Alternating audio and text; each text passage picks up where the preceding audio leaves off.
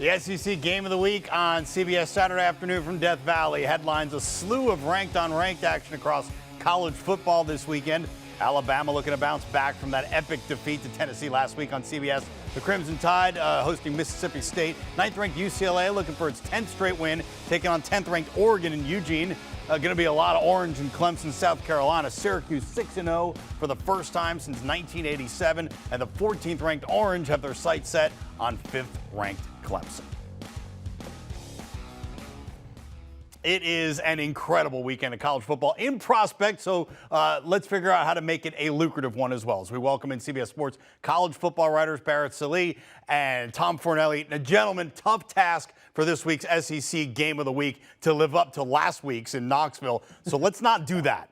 But what do you make of the seventh-ranked Ole Miss, giving a 1.5 at LSU Saturday afternoon? Barrett, you lead us off. I think the wrong team's favored. I think Ole Miss is going to win it straight up. And I think there are a couple reasons for, I think, the line being a little questionable. One, I think we're overreacting to Ole Miss's defense and the way they played against a bad Auburn offense last weekend. That really hasn't been the norm this year for Ole Miss. They actually lead the SEC in tackles for loss per game. I think you're going to see that Ole Miss defense come back. And then I think we're overreacting to Jaden Daniels and LSU a little bit. Yeah, Jaden Daniels, 6 touchdowns. The only other Tiger to do that is Joe Burrow. Pretty good company to be in. 3 of those rushing touchdowns were on the ground, and they were kind of because their offensive line was hurting a little bit. That doesn't play in to what Ole Miss's strength is defensively, which is that defensive front. So I think Ole Miss is going to force that one into a shootout, and I just don't think LSU can keep up. You know, when you work in this industry, in this job, the college football season kind of just becomes a week-to-week exercise of finding out which fan base you can make the angriest. And this week, it's been Ole Miss fans upset with me because on the Cover 3 podcast, I said of the teams in the top 10, I think Ole Miss is the most fraudulent. It is the most likely not to finish there at the end of the season. But I think they're going to stick around for at least one more week because I'm with you, Barrett. I look at this matchup, and in theory, to me, this isn't really much more than a coin flip. And I think Ole Miss is the team that should be favored. So I'm not even going to take the points. Just give me the Rebels on the money line because anytime I can get plus value on a coin flip, that seems like a pretty good bet to me. And I think that LSU, while it looked really good last week against that Florida defense is awful. I think this Ole Miss defense is better. I also think that the Rebels will be able to move the ball against this LSU defense because they've shown throughout the season if they need to do it through the passing game, they can do it through the passing game. If they need to stick to the ground, they'll do it on the ground. They can win games in multiple ways. LSU can't, so give me Ole Miss. Tom, I think you just figured out a way to anger both fan bases there. Ole Miss is fraudulent, but LSU isn't good enough to expose them, so go with Ole Miss. All right, Mike Leach knows what it's like. He knows what it's like to lose big to Alabama. In fact, the 2 times Mississippi State has played the Tide under Leach, they've lost by 40+. Now, the Bulldogs are ranked, but Saban's squad's coming off a loss, playing at home. They're favored by 21. The total's 61. Tom, what do you think? Yeah, you know, our friend Chip Patterson has been hammering it home all week that in the 2 times Mississippi State has played Alabama under Mike Leach, they've been outscored 90-9. They've scored 9 points in last season's meeting, and they were shut out the year before. But I want to go a step back even further. Even before Mike Leach, there have been 4 straight games in this series in which Mississippi State has failed to score 10 points. So I look at what happened last week with Alabama. They were in a 52-49 shootout in which the Tide lost. So you know Nick Saban's already going to be in a bad mood. But what makes that even worse is his team gave up 52 points. And his team, particularly in the secondary, was torn apart by Tennessee. And Nick Saban takes a special bit of pride in coaching the Alabama secondary. So you know that in practice all week, the one thing he's been stressing is we need to be better on the defensive side of the ball. We need to shut this team down. And I think that matchup-wise, this is a great matchup for Alabama's defense because unlike Tennessee, which is putting you in bad spots and taking shots over the top, Mississippi State's trying to find things underneath, and when they go deep, it typically is against man coverage, which Alabama cornerbacks are perfectly fine with playing. So I don't see Mississippi State scoring a lot of points here. I don't think Alabama is going to be all that interested in scoring points. The focus for them is going to be keep it low scoring, so I'm going to take the under. I'll take Bama and I'll lay those 21 points. And Tom, you mentioned something that I think is very important. I think sometimes this week it's been lost that, oh, well, Tennessee threw the ball. That means Mississippi State's going to have some success. No, that's not it at all. You mentioned Mississippi State likes to throw underneath. So really, if we're talking about the secondary being a liability, that's not necessarily going to be the case against Mississippi State as long as they tackle in space, because that is something you have to do against Mississippi State. They love to get those yards after catch. Now, Caleb Ducking's a good player. If you haven't watched the wide receiver for the Bulldogs, check him out. But you're not going to see him get lined up on a safety like Tennessee was able to do with Jalen Hyatt. So I'm going to lay those 21 points. I think you're going to see more of Bryce Young. I think you're going to see them try to get different wide receivers involved in a variety of different ways, Jermaine Burton's status notwithstanding. So give me the Crimson Tide, lay those 21 points. Mississippi State always seems to run into an angry Alabama team, and that's exactly what's happening this weekend.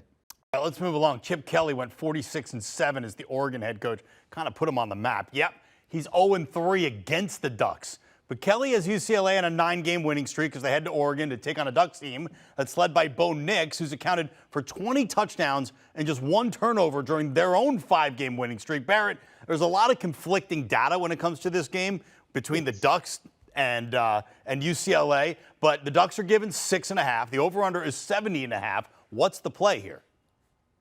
I'm taking UCLA. I'll grab those points, but I think they win it straight up. You know, I think you mentioned there's just a bunch of different metrics you can use to justify any opinion. To me, it's all about rushing the football, and Zach Charbonnet does not get anywhere near as much credit as he deserves. The former Michigan running back, the starter for UCLA, has been awesome, and then Dorian Thompson-Robinson's been playing off the zone read threat as well as about any quarterback we've seen in a very long time. And yeah, Oregon has a 22-game home winning streak. It's a difficult place to play, but to me, UCLA is more balanced and they're more capable of winning at the line of scrimmage on both sides of the ball. We don't talk about how good UCLA's defense has been in terms of getting havoc plays, getting teams behind the sticks. They've done a really good job of that. Bo Nix, while he's had a great year, I think he might have to throw a little bit more to win this game. I don't necessarily think he can do that against this UCLA defense, so give me the Bruins straight up. I've got no idea who is going to win this game. I am very interested in watching it, but I do think these are two very good teams, and I think they're very evenly matched. So I'm avoiding the spread. Instead, I'm going to attack the total, because when I broke this one down and I was looking at everything, there's one thing I noticed that both teams have in common. On offense, these are two of the best offenses in the country on 3rd and 4th downs. On the other side of the ball, these are two of the worst defenses in the country on 3rd and 4th downs. So when I look at this matchup, I see two teams who are probably not going to be getting stopped an awful lot by the other one. So I see a tennis match of sorts breaking out. And earlier in the week, there was weather concerns about this game and possible rainstorms kind of throwing, things, making things a little muddy, making things a little dirty, which kind of lowered the total, I think, a bit further than it should be. So I'm looking at that total. I'm going over because I don't think there's going to be many punts in this game. I think that there could be a lot of chaotic plays that lead to turnovers, but those turnovers will lead to short fields for the other offenses. So I think this could be this is going to be one of those games possibly where team that has the ball last wins. Either way, it's going to be first to 35 or 38 gets there. It's going to have the best chance of doing it. So I think we're going to go over, and I think it's going to happen pretty easily, probably early 4th quarter. And by the way, a top 10 Pac-12 shootout. Sign me up. I'll watch that all day Saturday. Yep. 14th ranked Syracuse, off to their best start since Don McPherson was leading the Orange to an 11-0-1 record. That was in 1987. The last time they beat a top 10 team, well, that was Clemson a couple years ago, but it was also at home, actually 5 years ago, 2017. This time they're in South Carolina. 5th ranked Tigers favored by 2 touchdowns here. Tom, what is the play? Yeah, Syracuse fans would be the next fan base that I made angry, but luckily for me, all Syracuse fans are in the broadcast booth and they're not on Twitter, so I don't have to worry about it. I think that this is going to be Clemson in a rout. I don't want to dismiss anything that Syracuse has done this season. Defensively, I think it's very solid, but I also think it has benefited from a schedule so far which has not really presented it many challenges. I mean, last week they get NC State, but they get NC State without Devin Leary, and they're able to get away with the win. This Clemson team is far and away the best team that the Orange will have faced so far, and they're doing it on the road. And when I look at the Syracuse defense, while it is solid, particularly against the pass, it has, if you look at some of the more advanced analytics, it's got some soft spots against the run, soft spots that I think DJ Uiagalelei and BT Potter can expose in the run game. I think Clemson's going to lean on that. I think that on the other side of the ball, the Orange are going to struggle to move the ball effectively on the road against what is one of the best defenses in the country. So I think in the end, Clemson's talent, the environment are going to win out. And while I don't think it's going to be the kind of 45-3 kind of blowout, I do think Clemson's going to win this by about 3 scores, and it's never really going to break a sweat in the process. Well, Tom, you can't be the only person that's calling teams fraudulent this segment, because I want to call somebody fraudulent too, and that's also Syracuse. They're fraudulent. There's no doubt in my mind. I think, look, they're one-dimensional. Sean Tucker, great. Garrett Schrader on the ground, great. But Clemson's defensive front shoots those gaps, and that's really going to disrupt this running game for Syracuse. It's going to force Garrett Schrader to win with his arm, and they're just not capable of doing that. I think Syracuse, cute little story, but this is where that dream season comes to an end. And look, Clemson, I don't know if people have really paid attention to DJ Uiagalelei. He actually is really, really good. Maybe not shooting Dr. Pepper commercials and actually focusing on football did him well, because he's not committing those turnovers. He's not late with his timing. He's effective in the running game. This is the guy we thought we were going to get last year, and I think he shows it on Saturday. And look, we both think Syracuse is fraudulent, right?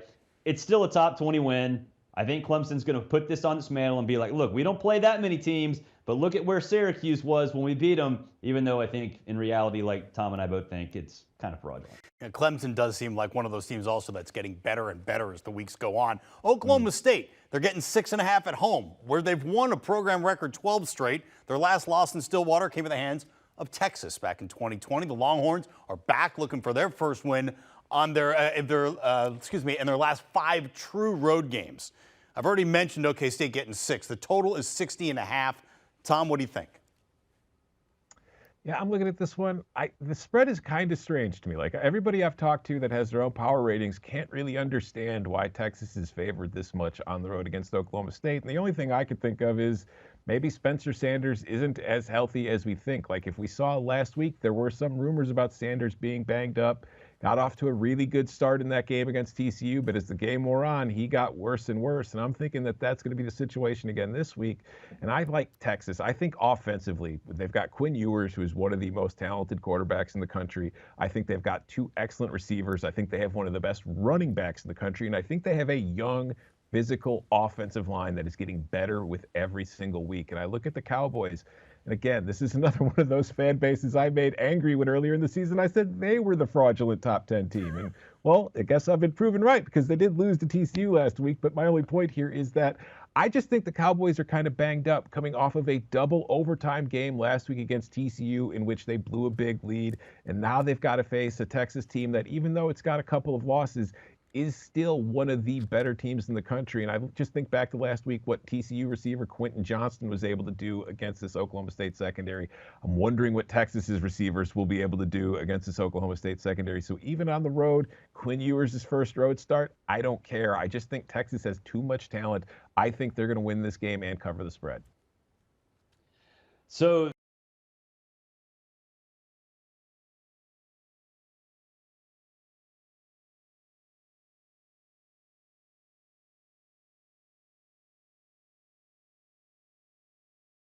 Let's see if you feel a little more strongly about this last ranked on ranked game. Number 17, Kansas State visiting 8th ranked TCU. They're the only 2 teams left undefeated in Big 12 play. Barrett, do you feel strongly about that? What is your play? I do feel strongly about this one. I want Kansas State. I want them straight up. I think Adrian Martinez has been phenomenal this year, but they also win the battle at the line of scrimmage. That's going to disrupt TCU, and TCU's got to be tired, man. They've played so many good games in a row, so many big games in a row. This feels like the time that the Kansas State comes out. Kansas State always gets 1 or 2. They got Oklahoma. I think they get TCU this week. Yeah, I'm with you, Barrett. You mentioned TCU being tired. Like, it has been a string of bangers for the Horned Frogs week after week, starting with the rivalry game against SMU.